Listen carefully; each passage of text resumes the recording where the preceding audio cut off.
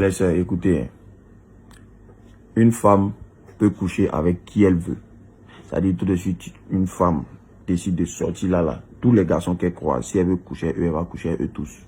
Bon, déjà, c'est pas des pervers qui manquent, donc ils vont pas refuser la proposition vu qu'elle vient de...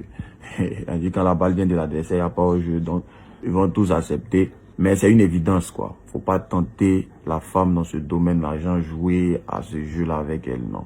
Je ne dis pas que c'est une chose à faire, mais une femme peut le faire. Coucher avec qui elle veut seulement, là, elle peut le faire. Maintenant, ce que je veux vous expliquer, c'est que en ce qui concerne le mariage, qui est une affaire beaucoup plus sérieuse, la clé a été donnée à l'homme. C'est-à-dire, quel que soit comment tu es, si un homme ne vient pas vers toi pour te marier, tu es là.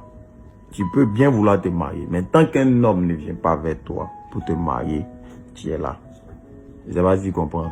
L'homme, tout de suite, il peut dire, bon, je suis fatigué d'être seul.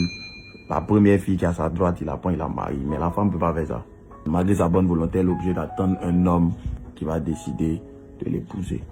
C'est l'homme qui fiance, c'est pas la femme qui fiance. C'est l'homme qui dote, c'est pas la femme qui dote. Vous voyez, en gros là, le mariage a été donné à l'homme. Ah, c'est Dieu qui a fait ça comme ça, c'est pas les hommes. Lui seul il sait pourquoi. Donc en gros, le premier à avoir des critères de mariage, c'est l'homme, puisque c'est l'homme qui marie. Donc c'est l'homme qui décide de qui il veut marier. Donc il ne va pas marier quelqu'un qui ne l'arrange pas. Il impose les critères, c'est ce que lui veut là, c'est ce que lui demande. Et toi, la femme qui rentre dans ces critères, c'est toi qui le maries. Donc c'est différent d'une femme qui a des critères. Voilà. Comprenez bien ce qu'il dit. Il ne dit pas qu'une femme n'a pas droit à des critères. Il dit que comme c'est l'homme qui décide de qui il marie là, c'est lui le premier habilité à avoir des critères.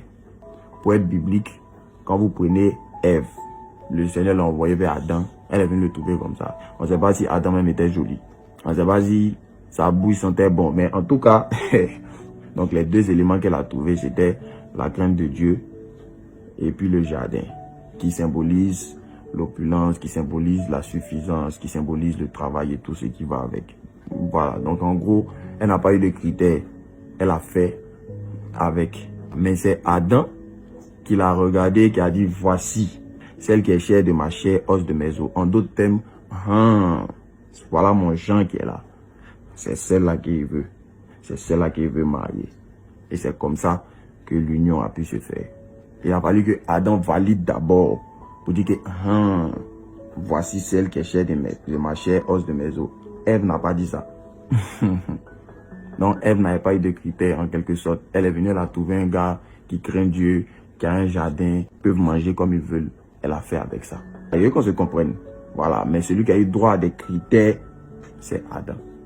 Mais aujourd'hui, on est étonné de voir que les hommes même qui ont le droit d'avoir des critères un peu pointus, parce que tu n'as pas te mettre en couple ou même tu n'as pas marié quelqu'un qui ne t'arrange pas, ils ont décidé de baisser un peu leur niveau de critères. C'est-à-dire pour un homme maintenant, il faut être un peu joli, il faut avoir la crainte de Dieu, il faut être intelligent, il faut être soumise, ça suffit. Mais vous les sœurs, vous avez chargé critères là. Ça veut dire que, moi je pose la question, est-ce qu'elles connaissent l'histoire même de la terre même? Non, moi il y a eu que celui qui a venu me prendre là, chaque matin, fait 3 bisous sur mon front, fait 2 bisous sur 2 bisous et puis il y a le ciel. Il dit, oh, qu'elle est belle ma femme. C'est quel critère ça? On ne dit pas de ne pas avoir des critères, mais il y a des critères de base. C'est un peu comme quelqu'un qui cherche du travail. Maintenant, un DG a décidé de te prendre dans son entreprise. Tu sais que le DG il est gentil, tu sais qu'il est bien, il aime l'homme, il ne va pas te maltraiter, il va bien te payer. Et tu lui imposes, tu lui dis, bon, ok, comme tu veux m'embaucher là, chaque matin, il faut envoyer mon café à partir de 8h30. Je ne prends pas mon café à partir de 8h30. Vous voyez un peu la folie du truc. C'est là où je vais en venir. Voici les critères à chercher chez un homme. L'amour. Ouais, le gars doit être franc de toi. Il doit être bien franc de toi-même. La Bible dit, Marie, aimez vos femmes comme Christ a aimé l'église. C'est un amour même là. Pour toi, mais tu regardes dans ses yeux, tu sais que le gars est franc. Donc ça, c'est le premier. Parce que celui qui est franc de toi, celui qui t'aime, celui qui est amoureux de toi, va pouvoir prendre facilement soin de toi. Deuxième critère, la Bible dit, l'homme quittera son père et sa mère et s'attachera à sa femme. Donc un homme, c'est celui qui a quitté son père et sa mère financièrement, qui est capable d'assumer une femme, qui est capable de vous donner à manger dans le foyer. Après ça, la crainte de Dieu. Comme ça, il y a des choses qu'il ne va pas oser te faire. Par exemple, te frapper ou te tromper, les trucs comme ça là. Il va pas te faire ça. Quatrième et dernier critère, qu'est-ce que je vais dire? L'intelligence, naturellement. La sagesse ou bien peut-être l'attraction physique, je sais pas. En tout cas, le quatrième critère, généralement, on ajoute un truc personnel qu'on veut bien. Voilà, c'est tout. Le reste là, tu fais avec. Donc, les gens sont étonnés de voir un homme qui a tout ça, qui vient vers une femme. Et la femme là trouve le moyen de lui demander autre chose à avoir. C'est trop d'exigences font fuir. Trop de sel gâte la sauce. Fais avec ce que tu as. Les critères que tu es venu trouver là. Toi-même tu as perfectionné. Vous-même vous allez perfectionner ça ensemble. Mais il ne peut pas avoir tout à la fois un coup. C'est pas possible. La Bible dit que le lien de la perfection, c'est l'amour. Ce qui va envoyer votre couple à être parfait là. C'est l'amour que vous allez partager ensemble. C'est ça qui va faire que votre couple va briller. Voilà. Mais ce qui est dommage, c'est que certaines parmi vous sont là, elle veut me trouver, je suis une femme émancipée, vraiment, il faut qu'elle respecte, qu'elle soit indépendante, il faut qu'elle fasse ça. Mais non, les hommes ne sont pas contre le fait que tu sois une femme émancipée, indépendante, comme tu dis. Mais il faut savoir à la base, le rôle d'une femme dans la vie d'un homme, c'est quoi? C'est le Seigneur qui a dit, il n'est pas bon que l'homme soit seul. Donc en gros, c'est parce qu'il y a un vide à combler que le Seigneur a envoyé la femme vers l'homme. Tu vois. Donc lui, il veut juste que tu puisses combler le vide là. Justement. Mais il ne va pas te marier pour encore remarquer qu'il y a un vide. Je ne sais pas si tu comprends. C'est arrivé à un moment, la vie d'un homme, ça devient difficile.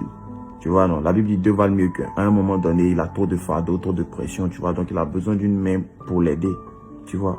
Donc lui, il veut juste se rassurer que même si tu dois faire toutes tes activités, tu seras pleinement disponible pour combler le vide. Sinon, à quoi ça sert finalement? Qu'il t'ait choisi ou qu'il t'ait épousé. S'il doit encore sentir un vide dans sa maison. S'il doit encore sentir que, il est parti travailler, mais il n'y a personne derrière pour garder la piste, pour garder les enfants, pour s'occuper des trucs de la maison.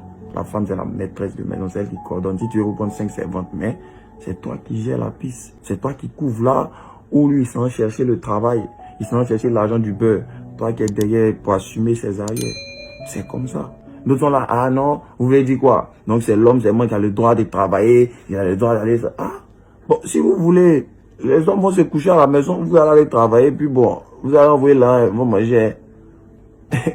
Mais je le vois, il sort beaucoup là. C'est pour amener la nourriture à la maison pour manger. Il faut bien qu'il te fasse plaisir, il faut bien qu'il te fasse des cadeaux, il faut bien qu'il s'occupe de tes parents, il faut bien qu'il fasse tout ça. L'argent, là, ça arrive où? C'est ça, il va chercher dehors. Sinon, tous les hommes ont envie de rester à la maison pour se coucher, mais ils sont fatigués même.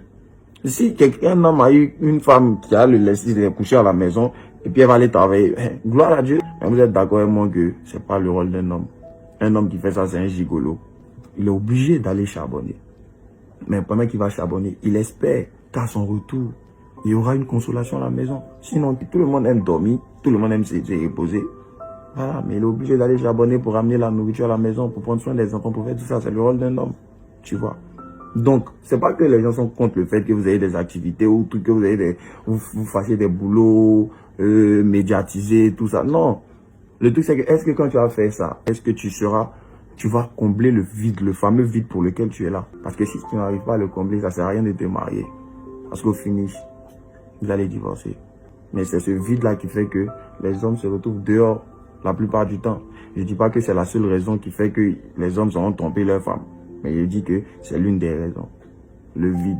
Et ça, c'est des deux côtés. Vous-même, les femmes, quand vous ne sentez plus la présence d'un homme, arrivé un moment de jour, ça t'emmène à vouloir faire n'importe quoi. Donc, l'homme qui a venu t'épouser, t'honorer, il dit, il veut être avec toi. Toi, tu veux être partout à la fois. Il ne va pas sentir ta présence. Lui, il est inquiet. Il s'est dit, bon, il y a marié une femme, mais qui ne sera pas disponible. À quoi ça sert? Elle veut gérer ses mouvements. Pendant que moi, je suis en train de charbonner pour emmener la nourriture à la maison pour tout le monde, pour que tout le monde puisse manger, elle veut être dehors, elle veut aller se promener. C'est pas comme si le gars s'en va jouer dehors, il s'en va travailler. Donc, laisser à faire des, non, disons que c'est les hommes, c'est moi qui ont le droit de travailler, ça. Non, ça n'a rien à voir. C'est que chacun a son rôle. Moi, c'est comme ça que je comprends la chose. Maintenant, après, le souci, c'est quoi? C'est qu'il y en a vraiment qui veulent travailler.